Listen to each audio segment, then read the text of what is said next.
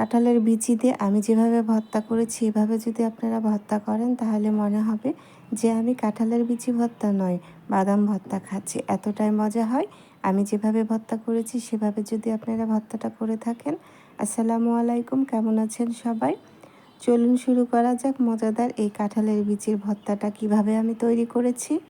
কাঁঠালের বিচি ভর্তা করার জন্য প্রথমে আমি নিয়ে নিয়েছি কাঁঠালের বিচি, আর এখানে আমি একটি ফ্রাই প্যানে রেগুলার রান্নার তেল দিয়ে দিয়েছি 1 টেবিল চামচের মতো, আর কাঁঠালের বিচি দিয়ে দিলাম প্রায় 1.5 কাপের মতো।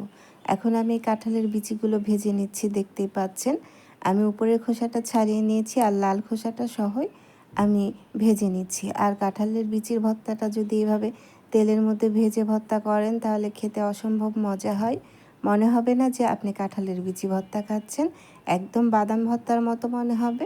আমি চুলার জালটা লো করে আমি 10 মিনিটের মতো ভেজে নিয়েছি, দেখতেই পাচ্ছেন। আর অবশ্যই ঢেকে দিতে হবে যাতে বিচিগুলো খুব ভালো করে সেদ্ধ হয়ে যায়। আমি আপনাদের ভেঙে দেখাচ্ছি, দেখতেই পাচ্ছেন কাঁঠালের বিচিগুলো খুব ভালো করে সেদ্ধ হয়ে গেছে। ওই একই ফ্রাই প্যানে আমি 4টা শুকনা মরিচ ভেজে নিচ্ছি। শুকনা মরিচগুলো একটু কালার হয়ে আসলে আমি নামিয়ে নেব। খুব বেশি ভাজা যাবে না, আবার পুড়িয়ে ফেলাও যাবে না। ভাজা হয়ে গেছে মরিচগুলো। এখন আমি এখানে দিয়ে দিচ্ছি 2 টেবিল চামচের মতো সরিষার তেল। আরও দিয়ে দিলাম রসুন। এখানে আমি প্রায় একটি বড় সাইজের রসুন দিয়েছি, আর দিয়ে দিয়েছি 1 কাপের মতো পেঁয়াজ কুচি। এখন এগুলো আমি হালকা কালার করে ভেজে নেব, বাদামি করে ভেজে নেওয়া যাবে না। আর এখানে আমি দিয়ে দিলাম 5-6টি কাঁচামরিচ। আর এখন ভাজা হয়ে গেছে, দেখতেই পাচ্ছেন একটু নরম হয়ে এসেছে, আর মরিচ রসুন সব কিছু সেদ্ধ হয়ে গেছে। কাঁঠালের বিচি ভর্তায় যদি আপনি মরিচ পেঁয়াজগুলো এভাবে ভেজে ভর্তা করেন তাহলে খেতে খুবই ভালো লাগে, আর ভর্তাটা অনেক সময় রেখে খাওয়া যায়।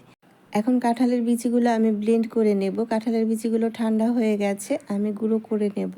একবারে খুব মিহি গুঁড়ো করে নিয়েছি, দেখতে পাচ্ছেন। এভাবে বাদাম যেভাবে গুঁড়ো করে সেভাবে গুঁড়ো করে নিয়েছি, ঝরঝরে একটা গুঁড়ো হয়ে গেছে। এখন আমি শুকনো মরিচগুলো ডলে নিচ্ছি। আমি স্বাদমতো লবণ দিয়ে মরিচটা খুব ভালো করে গুঁড়ো করে নিচ্ছি। আর আমি যেভাবে কাঁঠালের বিচিটা গুঁড়ো করেছি ওভাবে গুঁড়ো করে যদি ভর্তা করেন তাহলে একবারে খেতে বাদাম ভর্তার মতো মনে হবে। এখন আমি আগে থেকে ভেজে রাখা পেঁয়াজ কাঁচামরিচ রসুনগুলো দিয়ে এখন খুব ভালো করে একটা ভর্তা তৈরি করে নেব। আর কাঁঠালের বিচিটা একটু মিষ্টি মিষ্টি লাগে, সেজন্য ঝালের পরিমাণটা আমি বাড়িয়ে দিয়েছি। আপনারা চাইলে ঝালের পরিমাণটা কমিয়ে দিতে পারেন। এখন খুব ভালো করে আমি এই মরিচ ভর্তাটা করে নিচ্ছি। আর এভাবে পেঁয়াজটা ভেজে নিলে ভর্তাটা খেতে বেশি ভালো লাগে, আবার ভর্তাটা আপনি 2-3 দিন রেখেও খেতে পারবেন। মরিচ ভর্তাটা আমার তৈরি হয়ে গেছে। এখন আমি আগে থেকে যে কাঁঠালের বিচিগুলো গুঁড়ো করে রেখেছিলাম সেটা এখন আমি এই ভর্তার সাথে চেপে চেপে মাখিয়ে নিচ্ছি, দেখতেই পাচ্ছেন। আপনাদের হাতের কাছে ব্লেন্ডার না থাকলে পাটাতেও গুঁড়ো করে নিতে পারেন। আমি এখন ভর্তাটা মাখিয়ে নিচ্ছি। আর এখানে আমি দিয়ে দিব প্রায় 2-3 টেবিল চামচের মতো সরিষার তেল। সরিষার তেল দিলে ভর্তাটা নরম হয়ে আসবে। এখন আমি খুব ভালো করে মাখিয়ে নিচ্ছি। দেখতেই পাচ্ছেন ভর্তাটা কিন্তু আমি চেপে চেপে মাখিয়ে নিচ্ছি। আর খুবই ভালো হয় এই ভর্তাটা ভেজে, যদি আপনি কাঁঠালের বিচি ভেজে ভর্তা করেন তেলের সাথে।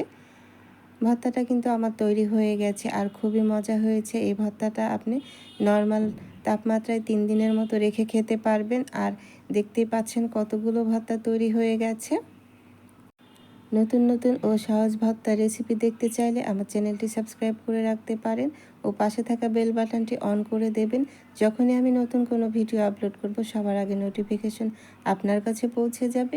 আর যারা ফেসবুক পেজ থেকে আমার এই ভর্তা রেসিপিটি দেখছেন তারা অবশ্যই আমার ফেসবুক পেজটি ফলো দিয়ে রাখবেন ও একটি লাইক কমেন্ট শেয়ার করে দেবেন।